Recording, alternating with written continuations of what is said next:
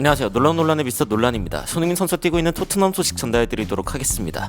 토트넘과 입스위치의 경기, 진짜 토트넘이 무조건 이겨야 했던 경기인데 토트넘이 무난하게 큰 점수 차이로 이길 수 있는 좋은 모습을 보여줬습니다. 어떤 경기가 펼쳐졌고 그리고 주요 장면 어떤 점들이 있었는지 그리고 해외 해설진들의 반응은 또 어땠는지 바로 들어가 보시죠.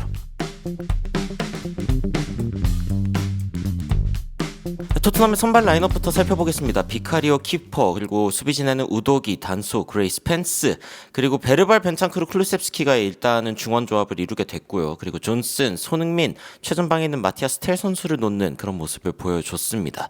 기본적으로 이제 BBC에서도 입스위치 쪽이 4명의 변화를 만든 부분 외에 토트넘에서 손흥민 선수가 또 선발 출전했다는 점에 대해서 주목했습니다.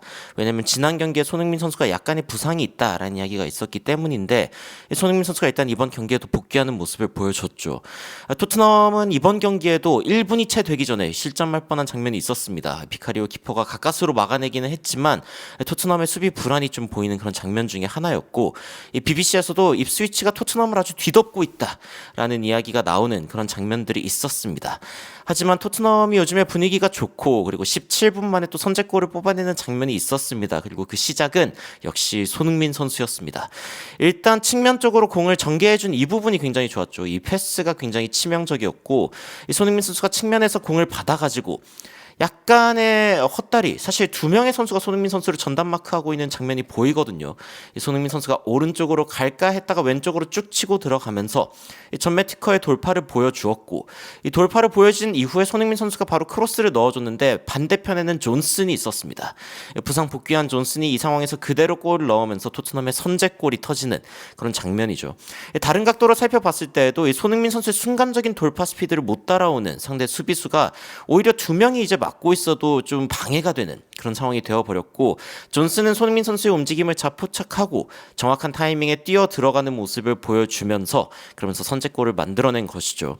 굉장히 좋은 장면이었고, 손흥민 선수의 굉장히 좋은 돌파 능력이 돋보이는 그런 장면이었습니다.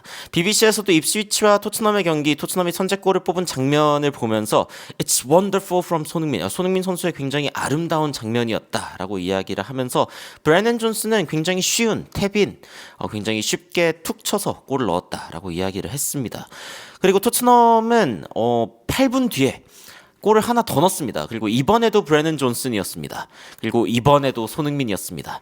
측면적으로 뛰어들어가는 손흥민 선수 타이밍 좋게 이제 공이 들어갔고, 손흥민 선수가 측면에서 이제 공을 잡으면서 이제 다시 한번 크로스를 할 수 있는데 사실은 빠르게 크로스를 하는 걸 선택할 수도 있었죠. 하지만 한 타이밍 죽이고 그리고 뒤쪽에서 손을 번쩍 들고 있는 브래넌 존슨을 봅니다. 그래서 손흥민 선수가 여기에서 깔끔하게, 사실은 차기 굉장히 편하게 브래넌 존슨에게 패스를 해주었고, 브래넌 존슨은 뭐 앞에 공간도 확보되어 있고 시간도 확보되어 있는 상태에서 아주 침착하게 밀어넣는 모습을 보여주면서 토트넘의 2번째 골, 손흥민 선수의 멀티 어시스트를 기록하는 장면이 또 여기에서 만들어졌습니다. BBC에서는 손흥민 그리고 브래넌 존슨이 다시 한번 조합을 보여주었다라고 이야기를 하면서 존슨이 굉장히 깔끔하게 또 골을 넣었다고 평가를 했습니다.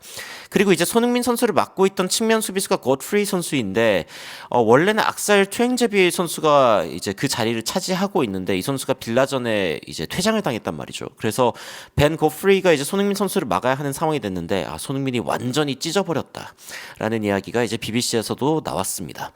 물론 이제 실점을 하기도 했는데 뭐 토트넘 요즘에 실점 안 하면 아쉽죠.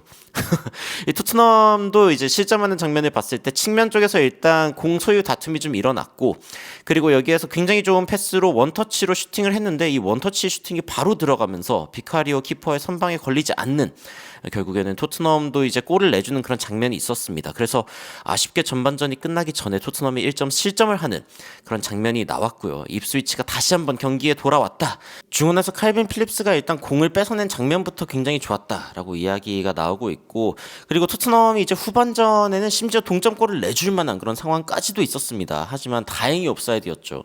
상대방의 세트피스 상황에서 이제 다시 한번 공소유를 잡은 입스위치가 크로스까지 올렸는데 다행히 골을 넣은 선수들이 옵사이드였던 것입니다. 그래서 이제 취소가 되었고, 토트넘은 이 이후에 이제 손흥민 선수와 마티아스 텔 선수를 빼줬습니다. 그러면서 오도베르, 스칼렛 선수를 넣어줬는데 다행히 토트넘이 이 뒤에 분위기가 죽지 않고 오히려 좀 올라오는 그런 장면을 보여줬습니다. 특히 특히 이제 제드 스펜스가 토트넘에 추가골을 넣으면서 두 골 차이로 좀 앞서갈 수 있는 그런 장면을 만들어내기도 했죠. 이 측면 쪽에 이제 메디슨이 공을 패스를 해주고 그리고 직접적으로 이제 슈팅을 하는 제드 스펜스가 슈팅까지 했는데 상대방 이 발꿈치를 맞으면서 이렇게 튀었습니다. 어떻게 보면 굴절된 공이 들어가면서 제드 스펜스 행운의 골까지 터지면서 토트넘 3대1로 더 앞서가는 모습을 보여주었고 토트넘은 그 이후에 클루셉스키의 골까지 터지면서 무려 4대1로 입스위치를 물리치는 굉장히 좋은 경기력을 보여주었습니다. 선발 출전한 선수들 중에서는 손흥민 선수가 또 두 번째로 높은 평점을 받았습니다. 7.8점을 받았고 브래넌 존슨이 또 8.0점을 받으면서 두 골을 넣으면서 높은 평점을 받았습니다.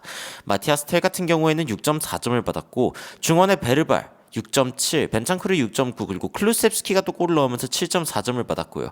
수비진 중에서도 제드 스펜스가 또 골을 넣으면서 7.4점을 받는 모습을 보여줬습니다. 이 손흥민 선수의 또 세부 평점을 좀 살펴보면요.